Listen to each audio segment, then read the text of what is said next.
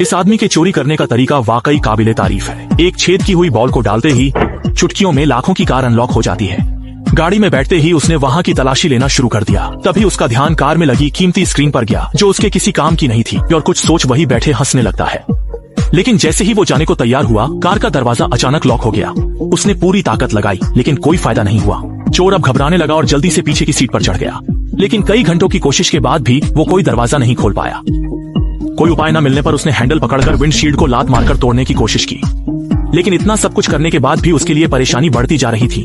मजबूरन उसने अपना फोन निकाला और दोस्तों से मदद मांगनी चाही, लेकिन सामने से कोई आवाज न आने पर उसे एहसास हुआ कि कार में सिग्नल नहीं है। बेकार की कोशिशों के बाद उसने थोड़ा शांत रहना ठीक समझा।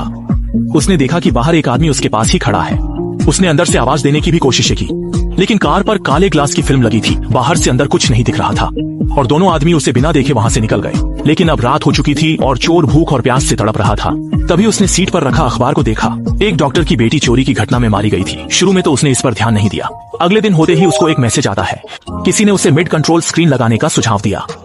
उसे लगा कि शायद उसे कोई बचाना चाहता है और उसने तुरंत स्क्रीन वापस लगा दी। पर भेजी गई वीडियो में सिर्फ इतना नहीं था और अब भी काम नहीं बनने पर उसका गुस्सा बढ़ गया।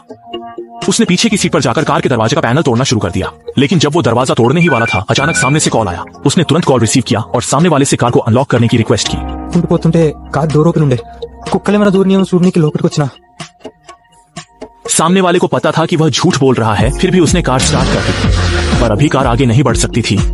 सामने वाले ने चेतावनी दी कि असली यातना अभी शुरू हुई है। इसके बाद ऐसी से ठंडी हवा निकलने लगी। आदमी को यह अच्छा लगा, इसीलिए वो दोबारा अपने दरवाजे तोड़ने की कोशिश में लग गया। जैसे ही उसने एक दरार खोली और हाथ अंदर डालने की कोशिश की, अगले ही पल उसे एक तेज कट लग गया, जिससे उसे दर्द होने लगा। और जब वो घाव को बांध रहा था, एसी की हवा अचानक तेज हो गई। उसने जल्दी से अखबार और फुटमैट लेकर वेंट को ढक दिया, लेकिन गाड़ी में इतनी तेज ठंड से वो कांपने लगा। अगले दिन सुबह चोर को उसी सेम कॉल ने जगाया, पर इस बार सामने वाला 30 सेकंड के लिए सिग्नल जैमर बंद करेगा ताकि वो अपने दोस्त को मदद के लिए फोन कर सके। लेकिन उसने नहीं सोचा था कि दोस्त उसकी फंसे होने की बात पर विश्वास नहीं करेंगे। सामने वाले ने बताया कि वो एक डॉक्टर है और कॉल कट हो गई। इसके बाद वेंट से कोई गैस निकलने लगी थी। चोर को नहीं पता था कि वो लॉफिंग गैस है और जोर जोर से हंसने लगा। नशे में उसे गाड़ी के अंदर अपनी पत्नी और वो बैठे नजर आ रहे थे। उसने वादा किया था कि वो चोरी नहीं करेगा और अब उसकी पत्नी तलाक मांग रही है। और अगले ही पल कार में फिर से कॉल आते ही वो जाग गया। आदमी पूरी तरह थक चुका था। उसने सामने वाले से खुद को छोड़ने की विनती की। उसने फोन पर बताए गए सामने के बटन को भी दबाया और देखा। उसे लगा कि अब वो निकल सकता है। तभी